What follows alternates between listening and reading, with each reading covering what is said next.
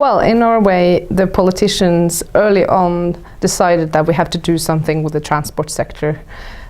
Norway already have close to 100% renewable electricity production through hydropowered plants. So we have to tackle transport.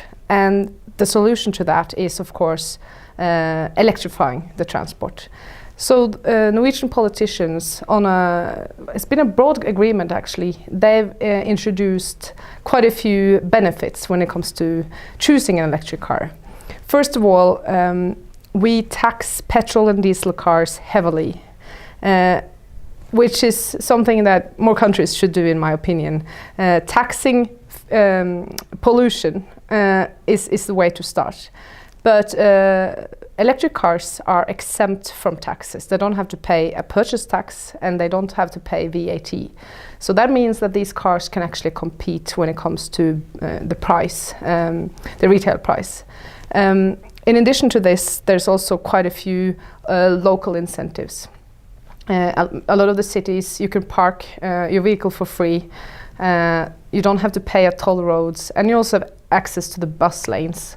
So this package of incentives are making people think and creating a bottom-up market, a demand, actually bottom-up demand for electric vehicles. So far this year, close to 40% of new car sales are cars with a plug. 20% are fully electric vehicles. 18% are PHEVs, plug-in hybrids.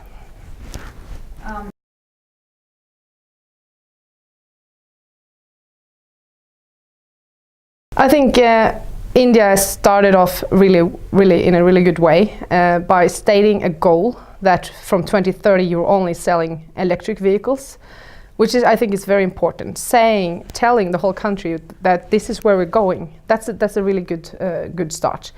But following that, you need also some policies to help this happen, especially in the beginning, to introduce a new technology that is quite expensive. Buying a car is the second most expensive thing you do after buying a home. So you need policies to make consumers take a choice like that, especially because consumers are quite conservative.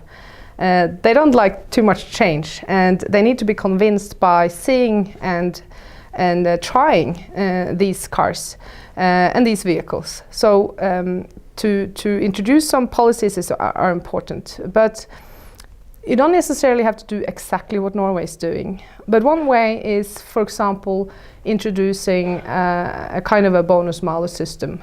It means taxing the most polluting cars and vehicles a little bit, and using that money to subsidize the cars that and the vehicles you want to implement. And then also maybe look into the possibilities of giving some local incentives.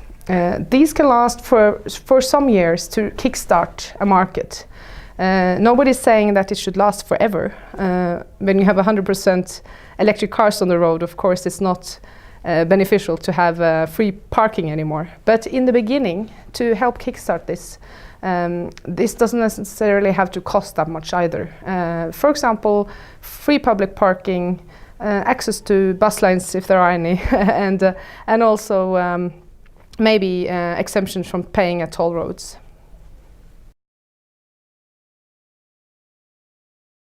It's been really fun. This is my first time in India, and I'm amazed about how tech-savvy people are here. They're really all discussing new technologies, and I already know that India is really far ahead when it comes to IT and technology. We Norwegians are very good at using new technology. We're maybe not as good as India when it comes to making it. So I think we have a good collaboration there.